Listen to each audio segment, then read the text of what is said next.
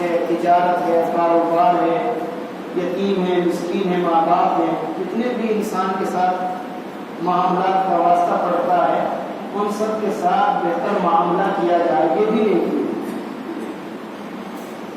یعنی رشتہ داروں کو، یتیموں کو، مسکینوں کو ان کا جو حق بنتا ہے وہ دینا، نماز قائم کرنا، زکوٰۃ دینا، وعدہ پورا کرنا، یہ سارے کام نیکی کے ہیں، صرف نماز پڑھنے میں کلام نیکی نہیں ہے۔ اس کے بعد مشہور سلسلہ وہی ہے جو آج کل آپ سنتے رہے ہیں رمضان کے روزوں کے تعلق سے، یا ایھا الذین آمنوا کتب علیکم الصیام، تم پر رمضان کے روزوں کو فرض کیا تاکہ تم متقی بن جاؤ۔ اس کے بعد مریضوں کے لیے اور سفر کرنے والے مسافروں کے لیے شریعت نے رخصت دی ہے کہ وہ دوسرے دنوں میں ان کی قضا کر سکتے ہیں۔ پھر رمضان کے مہینے کی وجہ بتلائی کہ رمضان کا مہینہ کون سا مہینہ ہے۔ رمضان کا مہینہ وہ ہے جس میں قرآن کو نازل کیا گیا ہے لوگوں کی ہدایت کے لیے، اور پھر اس میں بھی حکم دیا یرید اللہ بکم الیسر ولا یرید بکم العسر، اللہ تم کو پریشانی میں ڈالنا نہیں چاہتا بلکہ اللہ تمہارے ساتھ آسانی کا معاملہ کرنا چاہتا ہے۔ اس کے بعد حکم دیا ولا تأکلوا اموالکم بینکم بالباطل، تم آپس میں اپنے دوسرے کا مال حرام طریقے سے مت کھایا کرو، کسی سے جھوٹ بول کر، کسی کے ساتھ دھوکہ دھڑی کر کے، جناب توڑ میں کمی کر کے مال مت کمایا کرو۔ یسألونک عن الأہلہ، اے پیارے پیغمبر، لوگ آپ سے چاند کے بارے میں پوچھتے ہیں، چاند کبھی بڑا رہتا ہے، کبھی چھوٹا رہتا ہے، کبھی طلوع ہوتا ہے، کبھی غروب ہوتا ہے، کبھی نظر آتا ہے، کبھی غائب ہو جاتا ہے، یہ چاند کا مسئلہ کیا ہے؟ اللہ کے پیغمبر نے فرمایا بتا دیجئے یہ مواقیت للناس والحج، چاند کے نکلنے سے ڈوبنے سے تمہیں تاریخوں کا پتہ چلتا ہے، کون سا مہینہ ختم ہوا، کون سا مہینہ شروع ہوا، ہمیں حج کب کرنا ہے، روزے کب رکھنے ہیں، عید کب بنانی ہے، بقرعید کب ہوگی، یہ تمام کی تمام چیزیں ہمیں معلوم ہوتی ہیں چاند کے ذریعے سے۔ یہ چاند کا فائدہ اللہ نے بیان فرمایا۔ اس کے بعد حج کے اور عمرے کے کچھ مسائل اللہ نے بیان فرمائے، اور جو زمانے جاہلیت میں کفار مکہ مشرکین جو خانہ کعبہ کا طواف کیا کرتے تھے، اپنی رسومات کی بنیاد پر ان تمام رسموں کو اللہ تعالیٰ نے ختم فرما دیا۔ اس کے بعد کچھ مسائل ہیں، خاص طور پر یسألونک ماذا ينفقون، کہ لوگ آپ سے پوچھتے ہیں ہم اپنا مال و دولت کہاں پر خرچ کریں۔ اللہ نے جواب دیا ما انفقتم من خیر فللوالدین والاقربین والیتامی والمساکین وابن السبیل، تم اپنے مالوں کو اپنے ماں باپ پر، رشتہ داروں پر، یتیموں پر، غریبوں پر، مسافروں پر خرچ کیا کرو، یہی تمہارے کام آنے والا ہے۔ پھر اس کے بعد شراب کا اور جوئے کا، ان کی حرمت کا بیان کیا کہ یسألونک عن الخمر والمیسر، لوگ آپ سے جوئے کے بارے میں اور شراب کے بارے میں پوچھتے ہیں، آپ کہہ دیجئے فیہما اثم کبیر، ان دونوں میں بہت بڑا گناہ ہے، شراب کا پینا پلانا بھی اور جوئے کا کھیلنا بھی بہت بڑا گناہ ہے، اپنے آپ کو اس سے بچاؤ۔ اس کے بعد جو موجودہ حالات ہیں، لوگ دھرم پریورتن کے اور اسی طرح مرتد ہونے کے، اللہ نے بڑے صاف الفاظ میں ارشاد فرمایا وَلَا تَنكِحُوا الْمُشْرِكَاتِ حَتَّى يُؤْمِنَّ، غافلہ لڑکی، مشرک لڑکی تمہیں کتنی ہی اچھی لگے اس سے ہرگز نکاح نہ کرو، بلکہ فرمایا وَلَأَمَةٌ مُؤْمِنَةٌ خَيْرٌ مِّن مُشْرِكَةٍ، ایک ایمان والی باندی وہ زیادہ بہتر ہے مشرکہ عورت سے۔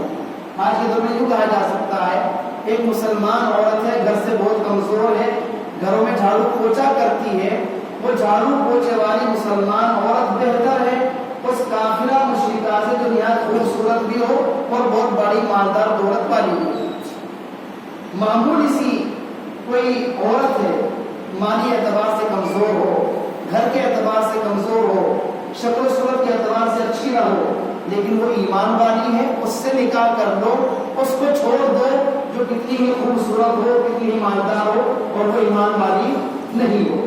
اسی طرح عورتوں کو مخاطب کیا کہ وَلَا تُنكِحُوا الْمُشْرِكِينَ حَتَّى يُؤْمِنُوا، تم مشرک مردوں سے نکاح نہ کرو جب تک وہ ایمان نہ لے آئے۔ وَلَعَبْدٌ مُؤْمِنٌ خَيْرٌ مِّن مُشْرِكٍ ایک معمولی سا مزدور نوکری کرنے والا رکشہ چلانے والا مسلمان بہتر ہے ایک کافر سے اور ایک مشرک سے۔ وَيَسْأَلُونَكَ عَنِ الْمَحِيضِ، لوگ آپ سے پوچھتے ہیں حیض کے بارے میں۔ عورتوں کو مہینہ آتا ہے اس کو حیض کہا جاتا ہے، اسلام نے حکم دیا ہوا عدن، وہ گندگی ہے۔ فَاعْتَزِلُوا النِّسَاءَ فِي الْمَحِيضِ، تم ان زمانوں میں اپنی عورتوں سے الگ رہو۔ الگ رہنے کا مطلب یہود و نصارہ کے یہاں معاملہ یہ تھا، جب عورتوں کا ماہواری کا سلسلہ شروع ہوتا ان کو بالکل ایک کمرے میں بند کر دیا کرتے، نہ ان کے ہاتھ کا کھانا کھانا ہے، نہ ان کے ہاتھ کی چائے پینی ہے، ان کا کچھ بھی کام پسند نہیں آتا تھا۔ اسلام نہایت معتدل مذہب ہے، اسلام نے حکم دیا کہ تمہاری بیوی ہے، اس کے ہاتھوں کا کھانا پکانا پینا سب کچھ تمہارے لیے حلال ہے، البتہ وَلَا تَقْرَبُوهُنَّ حَتَّى يَطْهُرْنَ، جو مخصوص ملاقات ہے وہ تمہارے لیے ان ایام میں سراسر حرام ہے، ان ایام میں تمہیں ان کے قریب نہیں جانا ہے۔ پھر اس کے بعد طلاق کے بہت سے مخصوص مسائل کو اللہ نے بہت صریح الفاظ میں بیان فرمایا کہ وَالْمُطَلَّقَاتُ يَتَرَبَّصْنَ بِأَنفُسِهِنَّ ثَلَاثَةَ قُرُوءٍ، اللہ نہ کرے کسی عورت کو طلاق ہو جائے اس کی عدت 3 حیض ہے، 3 مرتبہ اس کو ماہواری آ جائے اس کی عدت پوری ہو جائے گی۔ اسی طرح والوالدات یرضین اولادہن حولین کاملین، دودھ پلانے کا مسئلہ ہے کہ مائیں اپنے بچوں کو مکمل 2 سال تک دودھ پلائیں۔ یہ مدت رضاعت کو اسلام نے بیان کیا ہے کہ دودھ پلانے کی مدت 2 سال ہے، 2 سال سے زیادہ دودھ پلانا جائز نہیں ہے۔ جب بچہ 2 سال کا ہو گیا اب اس کا دودھ چھڑا دیا جائے، اب اس کو دودھ پلانا جائز نہیں۔ ہاں اگر بچہ نہایت کمزور ہے، اسے ماں کے دودھ کی بہت سخت ضرورت ہے، تو زیادہ سے زیادہ 2.5 سال تک کی گنجائش ہے کہ 2.5 سال تک ماں اپنے بچے کو دودھ پلا سکتی ہے۔ جب 2.5 سال کا ہو گیا اب اس کے بعد کوئی گنجائش نہیں ہے، چاہے بچہ کمزور ہو چاہے بچہ طاقتور ہو۔ پھر عدت کو بیان کیا ہے اس عورت کی جس کے شوہر کا انتقال ہو جائے کہ والذین یتوفون منکم ویذرون ازواجا یتربصن بانفسہن 4 اشہر وعشرا، جن کے شوہروں کا انتقال ہو جائے وہ عدت گزارے 4 مہینے 10 دن۔ یہ 4 مہینے 10 دن اس وقت ہے جبکہ چاند کی پہلی تاریخ کو انتقال ہوا ہو، اور اگر کسی اور تاریخ میں شوہر کا انتقال ہوا ہے پھر عدت گزارنی ہوگی دنوں کے اعتبار سے 130 دن، مہینوں کے اعتبار سے عدت پوری ہوگی جبکہ چاند کی پہلی تاریخ کو انتقال ہوا ہو۔ 4 مہینے 10 دن، مہینہ 29 کا ہو چاہے مہینہ 30 کا ہو، لیکن اگر کسی اور تاریخ میں انتقال ہوا ہے پھر عورت عدت گزارے گی دنوں کے اعتبار سے مکمل 130 دن۔ یہ تو عام مسئلہ، لیکن اگر عورت حمل سے ہے، پیٹ میں بچہ ہے، وہ چاہے طلاق والی ہو چاہے شوہر کا انتقال ہوا ہو، پھر دونوں کی عدت سیم ہے، اور وہ کیا ہے؟ وَأُولَاتُ الْأَحْمَالِ أَجَلُهُنَّ أَن يَضَعْنَ حَمْلَهُنَّ، حمل والی عورت عدت گزارے گی اپنے حمل سے۔ شوہر کا انتقال ہوا 3 دن کے بعد ہی بیوی کے یہاں بچہ ہو گیا، عدت پوری ہو گئی۔ کسی نے نعوذ باللہ بیوی کو طلاق دے دی، طلاق دینے کے 2 گھنٹے کے بعد بچہ پیدا ہو گیا، عدت پوری ہو گئی۔ تو جو عورت حمل سے ہو جیسے ہی بچہ پیدا ہوگا فوراً اس کی عدت مکمل ہو جائے۔ اس کے بعد نمازوں کی پابندی کا حکم ہے۔ پھر طالوت اور جالوت کا واقعہ بیان کیا گیا ہے جو کہ آپ صلی اللہ علیہ وسلم کا معجزہ ہے۔ تیسرا پارہ شروع ہوتا ہے، اس کے شروع میں اللہ نے بھی توحید کو بیان کیا۔ مشہور آیت جس کو آیت الکرسی کہا جاتا ہے وہ آپ نے سنی ہے، 13ویں رکعت میں اللہ نے اس کو بیان کیا۔ پھر حضرت ابراہیم علیہ السلام اور حضرت عزیر علیہ السلام کا واقعہ بیان کیا جو کہ خالصتاً توحید پر مبنی ہے۔ نمرود کا حضرت ابراہیم کا جو مکالمہ ہے بڑا مشہور ہے۔ نمرود نے دعویٰ کیا میں اللہ ہوں، میں زندے، میں سورج جہاں سے چاہوں نکال دوں، میں مردے کو زندہ کر دوں، زندے کو مار دوں۔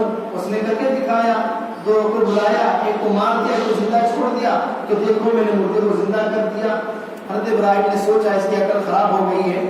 اس کو سمجھانے کا طریقہ یہ ہے اگر تو خدا ہے، روزانہ سورج مشرق سے نکلتا ہے تو مغرب سے نکال کے دکھا دے. لیکن فَبُهِتَ الَّذِي كَفَرَ کفراً وہی کا وہی حیران اور شستر رہ گیا، اس کے پاس جواب نہ بنا.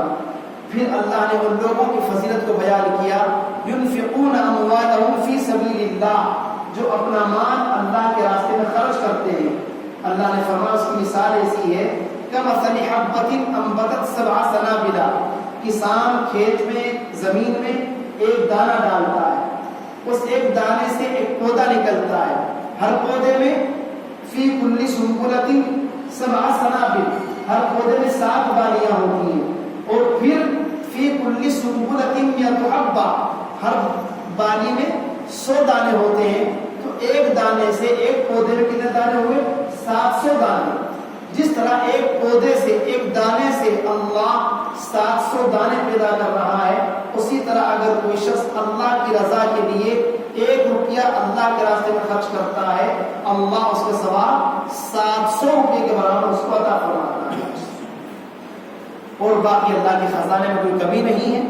جیسا جس کا اخلاص ہوگا، جتنی وہ خوشی سے اللہ کے راستے میں خرچ کرے گا، اللہ اس کے لیے اتنا ہی فائدہ پہنچائے گا. پھر اللہ نے حکم دیا انفقوا من طیبات ما کسبتم، جو تمہارے یہاں سب سے پاکیزہ اچھا مال ہو اس کو خرچ کیا کرو. یہ نہیں کہ 10 کا نوٹ پھٹا ہوا کہیں نہیں چلا لا کر کے مسجد جھنڈے میں دے دیا، کہیں نہیں چلا 20 کا پھٹا ہوا نوٹ کسی غریب کو دے دیا، نہیں، ایسا صدقہ اللہ کے یہاں قبول نہیں ہے. انفقوا من طیبات ما کسبتم، صاف ستھرا مال اللہ کے راستے میں خرچ کرنا چاہیے. اور پھر حکم بدلایا، جو لوگ اپنے مال کو اللہ کے راستے میں خرچ کرتے ہیں رات میں اور دن میں، چھپ کر یا کھل کر، فَلَهُمْ أَجْرُهُمْ عِنْدَ رَبِّهِمْ، ان کو ان کے رب کے پاس اس کا ثواب ضرور ملے گا.